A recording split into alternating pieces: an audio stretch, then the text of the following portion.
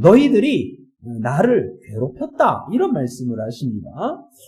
백성들이 하나님을 욕한 적도 없는데 하나님은 백성들의 말에 대해서 그 말 때문에 너무 괴롭게 됐다. 내 마음이 너무 괴롭다. 이런 말씀을 하십니다. 2장 17절. 2장 17절. 영상을 보는 분들도 같이 읽어보십시다. 2장 17절. 너희가 말로 여호와를 괴롭게 하고도 이르기를 우리가 어떻게 여호와를 괴롭혀 드렸나이까 하는도다. 이는 너희가 말하기를 모든 악을 행하는 자는 여호와의 눈에 좋게 보이며 그에게 기쁨이 된다 하며 또 말하기를 정의의 하나님이 어디 계시냐 함이니라. 아멘. 당시 세상엔 악이 가득했습니다. 악이 가득한 그 세상을 바라보면서 사람들이 생각하기를 야, 이 세상에 악이 이렇게 가득한 거 보니까 하나님께서 악함을 허락해 주셨나 보다. 이렇게 생각을 했어요. 그리고 말하기를 야, 하나님이 악한 것을 오히려 좋아하기도 하시나 보다. 악한 것을 좋아하기도 하시나 보다.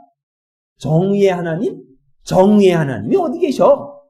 이렇게 하나님을 향하여 불신과 불만의 말을 했다라는 거예요. 근데 또 따지고 보면 이해가 되는 것이 악한 사람들한테 괴롭힘을 얼마나 많이 당했으면 그렇게 말하겠어요. 우리 이렇게 다니다 보면 양심이 없는 사람, 저 사람 양심도 없어. 그런 사람들이 있어요. 근데 그런 사람, 그렇게 나쁜 사람인데도 아무렇지도 않게 아주 잘 삽니다. 아무렇지도 잘 살아요. 그런 것을 보면 우리 마음에 야, 착하게 살아서 뭐하나? 이렇게 참으면서 살아서 뭐하냐? 이런 생각이 듭니다. 또 세상이 공정하지가 않아요. 뭐 운동장이 기울어졌다 뭐 이런 표현을 하는데 공정하지가 않아요. 돈 많은 사람에게 더 많은 기회가 있고 권력을 가지고 있는 사람은 뭐 여러 가지 뭐 부모 찬스 뭐 이런 것도 쓴다 그러잖아요. 아이고 공정하지가 않아요. 근데 공정하지가 않음이 어떻게 해요? 똑바로 좀 잡아주면 좋을 텐데 수평으로 평평하게 잡아주면 좋겠는데 잡아주지 않아요. 그러죠. 금수저가 있고 은수저가 있고 흙수저가 있다 그러잖아요. 그런 이 세상에 좀 모두 다 똑같이 출발을 똑같이 했으면 좋겠는데 그렇게 똑같이 잡아지지 않아요. 그러니까 이게요. 양심대로 사는 거 이거 참 고지식한 일이야. 이거 그렇게 양심껏 살아가지고 어떻게 세상을 어떻게 살아가려고 그래? 바보 취급을 받기 때문에. 어차피 기울어진 거니까 적당히 거짓되게 곤모 술수를 써가면서 살아가야 되는 것이 오히려 세상 사는 처세집이다. 이렇게까지 얘기합니다. 사람들의 생각이 이렇게 되면요. 마음에 하나님을 염두에 두지 않아요. 양심을 꺾고 양심을 무시하고 사니까 하나님을 염두에 두지 않고 살죠. 그리고는 오로지 자기 자신만을 위해서 자기가 좋은 대로만 살아요. 그리고 누군가를 사람을 만나잖아요. 그럼 만나면 저 사람을 통해서 내가 무슨 유익을 얻을까? 저 사람이 나한테 좀 쓸모 있는가? 요런 거에만 관심이 있어요. 그래서 우리도 누군가에게 내가 쓸모 없는 존재다. 내가 뭐 아무런 도움을 주지 못한다라고 생각하면 나는 참 하찮은 존재다. 이렇게 여깁니다. 근데 성경은 안 그렇잖아요. 성경은 우리 모든 인간이 어떤 기능적으로, 또 재능적으로, 능력적으로 무엇이 있어서 존귀한 존재가 아니라 하나님의 형상이기 때문에 존귀한 존재란 말이죠. 그래 교회에서 이 사람은 뭐 여러 가지 일을 많이 하고 이 사람은 헌금을 많이 하고 이 사람은 솔선수범하고 그래서 높여주고 저 사람은 그냥 있는 등 해서 무시하고 이러면 이거는 성경적인 교회가 아닌 거죠. 세상은 근데 안 그래요. 세상은 기능에 따라서 재능에 따라서 능력에 따라서 그렇게 대우해주고 그런 사람들만 쓸모있다 해준단 말이죠. 그런 세상 속에서 불공정하고 정의가 없고 착하게 살아서 뭐하나 오히려 손해본다. 양심대로 사는 것은 오히려 이 고지식한 거다. 이런 생각이 팽배한 그런 세상 속에서 사람들은 말합니다. 야, 하나님도 악한 것을 허락해 줬나? 정의의 하나님? 정의의 하나님이 어딨어? 정의의 하나님이라고 한다면 세상을 이렇게 두지 않으셔. 이렇게 하나님에 대해서 불신의 마음을 갖고 하나님을 향하여 말을 한단 말이에요. 이 불신의 말을 한단 말이에요. 이것이 하나님을 괴롭게 한다라는 거예요. 자, 그러면 우리가 사는 이 세상은 정의롭지 못하고 불공정한 세상인데 이곳에서 어떻게 하나님을 괴롭게 하지 않고 하나님을 기쁘시게 하며 살아갈 수 있을까? 하나님의 자녀된 우리의 숙제인 거죠. 그러려면 우리가 심판의 날, 그 심판의 날이 있음을 분명히 믿는 그 믿음이 있어요. 자, 3장 1절 말씀 한번 읽어보시죠. 3장 1절. 만군의 여호와가 이르노라. 보라, 내 사자를 보내리니 그가 내 앞에서 길을 준비할 것이요. 또 너희가 구하는 바 주가 갑자기 그 성전에 임하시리니 곧 너희가 사모하는 바 언약의 사자가 임하실 것이라. 아멘. 이 지금 어떤 날을 얘기하냐면 심판의 날이 임한다라는 말씀을 지금 이제 시작하기 시작합니다. 그래서 3장 1절부터 6절까지를 보면 하나님의 심판의 날이 있음을 말씀하시면서 그 날의 특징을 몇 가지를 볼 수가 있어요. 먼저 심판의 날은요, 금방 읽은 말씀처럼 준비할 것이요라고 말씀하시죠.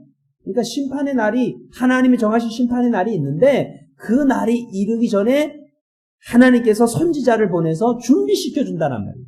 예수 그리스도를 이 땅에 보내시기 전에 세례 요한을 보내셔서 준비시켜 주셨잖아요. 그런 것처럼 심판의 날, 반드시 심판의 날이 있는데 그 날이 오기 전에 미리 경고하는 선지자들을, 경고하는 말씀을 보낸다는 거예요. 오늘날 이 강단에서 선포되는 말씀은 하나님의 심판에 대한 경고의 나팔인 거예요. 가볍게 들으면 안 됩니다. 우리 지금 태풍 마이삭이 올라온다 그러죠? 그런데 지난주에 비해서 좀 긴장감이 덜한 것 같아요. 지난주에 바빈가 그 태풍이 뭐 역대급 바람이라고 했는데 뭐 바람 부는지 마는지 조용히 지나가서 이번에도 그렇지 않을까라는 그런 마음이 그런 거예요. 근데 만약에 이게 진짜 마이삭이 정말 역대급 태풍으로 그렇게 싹 지나간다면 어떻게 될까요? 기상청의 경고를 잘 듣고 잘 대비했으면 괜찮은데 지난주에 별스럽지 않았는데 또 별스럽지 않겠지 뭐 라고 해서 대비를 잘 하지 않았으면 재산상의 큰 피해를 입게 될 겁니다. 그러나 심판의 날에 대한 경고는요, 심판의 날에 대한 경고를 가볍게 들으면요, 그리고 그것을 대비하지 않으면요, 재산을 잃을 정도의 문제가 아니라 영원한 벌을 받게 되는 거예요. 그러므로 심판에 앞서서 주시는 하나님의 경고의 말씀, 그것에 귀 기울이셔야 됩니다. 우리가 요즘 코로나19 때문에 모이는 예배가 어려워졌어요. 그래 할지라도 온라인을 통해서, 영상을 통해서 여러분 예배를 하셔야 돼요. 그리고 그 예배 가운데 경고의 메시지, 하나님의 경고의 메시지를 귀담아 들으셔야 돼요. 그래서 영적으로 깨어 있으셔야 돼요. 그래야 심판의 날을 준비하는 백성들이 되는 겁니다. 또 심판의 날은요, 갑자기 임한다 이렇게 말씀하세요. 갑자기 그 성전에 임하시리니. 네. 예수님도 그러셨죠? 도둑처럼 임한다. 생각지도 않은데 임한다라는 거죠. 그리고 늘 깨어 있어야 되는 거예요. 또 심판의 날에는요, 아무도 살지 못한다고 합니다. 자, 3장 2절 말씀인데 한번 읽어보죠. 3장 2절. 그가 임하시는 날을 누가 능히 당하며 그가 나타나는 때에 누가 능히 서리요. 아무도 그 심판의 날에 설 수 있는 사람이 없다라는 거예요. 아무도 그 심판의 날을 피할 수 있는 사람이 없다라고 하는 거예요. 권세가 높은 사람을 비유하기를 날아가는 새도 떨어뜨린다 이런 표현을 하는데 그런 권세가도 심판의 날을 피할 수가 없어요. 돈이 많은 사람은 나라를 사고 팔 정도라고 하지요. 그래도 심판의 날을 장사 그런 돈 많은 부자도 피해갈 수가 없어요. 심판의 날에는 아무도 살지 못합니다. 또 그 심판의 날에는 찌꺼기랑 이런 것들이 완전히 제거된다라고 말씀하시는데요. 3장 2절에 보면 끝에 보면 금을 연단하는 자의 불과 표백하는 자의 잿물과 같을 것이라 이런 말씀하세요. 연단, 표백 이런 말씀은 뭐예요? 불순물을 완전히 제거한다라는 거예요. 찌꺼기를 완전히 버리신다라는 거예요. 무엇인가 이게 뒤죽박죽 혼합되어져 있는 걸 싹 구별해 내신다라는 거예요. 그러면 그 심판의 날에 완전히 제거될 것이 무엇인가? 3장 5절에 보면 구체적인 예 몇 가지를 기록해 놓고 계세요. 3장 5절 심판의 날에 제거될 것들이에요. 3장 5절 말씀입니다.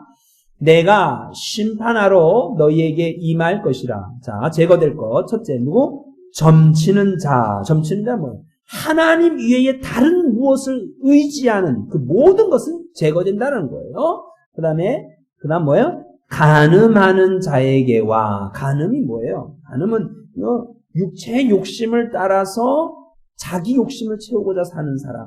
그런 것들도 다 제거된다라는 거예요. 그 다음 거짓 맹세하는 자, 이 거짓말하는 자들도 다 제거된다는 거죠. 그 다음 품꾼의 싹에 대하여 억울하게 하는 자, 일을 시켜놓고 그 합당한 싹을 주지 아니하는 그런 사람들, 그 품꾼들은 하루 벌어 하루 살아야 되는 가난한 사람들인데 그들을 억누르는 사람이죠. 억울하게 하는 사람이죠. 그런 사람들도 하나님께서 제거해 버리신다.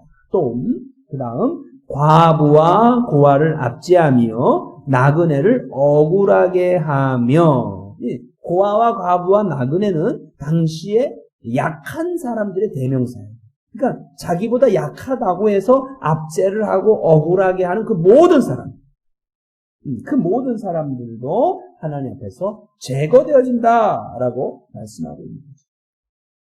세상은 정의롭지 않고 공정하지 않고 불의한 사람이 더 잘 사는 것 같아요. 그리할지라도 때가 되면 하나님이 반드시 심판하십니다. 이것을 잊어버리면 안 됩니다. 하나님의 심판의 날이 반드시 옵니다. 그러므로 세상이 아무리 악하게 돌아간다 해도 하나님의 백성인 성도 우리는 하나님만 의지해야 됩니다. 성령의 인도를 받아야 됩니다. 지금처럼 성령님의 인도를 받아 예배 자리에 나와서 하나님 말씀을 듣는 것처럼 그렇게 성령님의 인도를 받으셔야 되는 거예요. 하나님의 백성이라면 진실하셔야 돼요. 하나님의 백성이라면 요즘 같은 때는 더욱 사람들에게 신실한 사람이라고 믿음을 줄 수 있는 사람이어야 돼요. 또 사람과의 돈거래에 정확하게 해야 돼요. 믿는 사람이기에 약한 자를 품어주고 약한 자를 보호해주는 것, 이 또한 하나님을 기쁘시게 하는 일입니다. 창세기 6장을 한번 펴볼까요? 다시 말라기 들어올 거니까요. 손가락 하나 딱 집어넣으시고 창세기 6장을 한번 가보세요.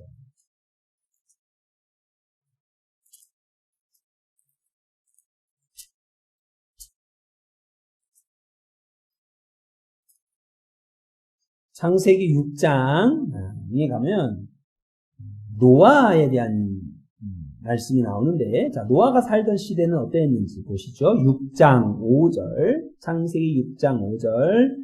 여호와께서 사람의 죄악이 세상에 가득함과 그의 마음으로 생각하는 모든 계획이 항상 악할 뿐임을 보시고.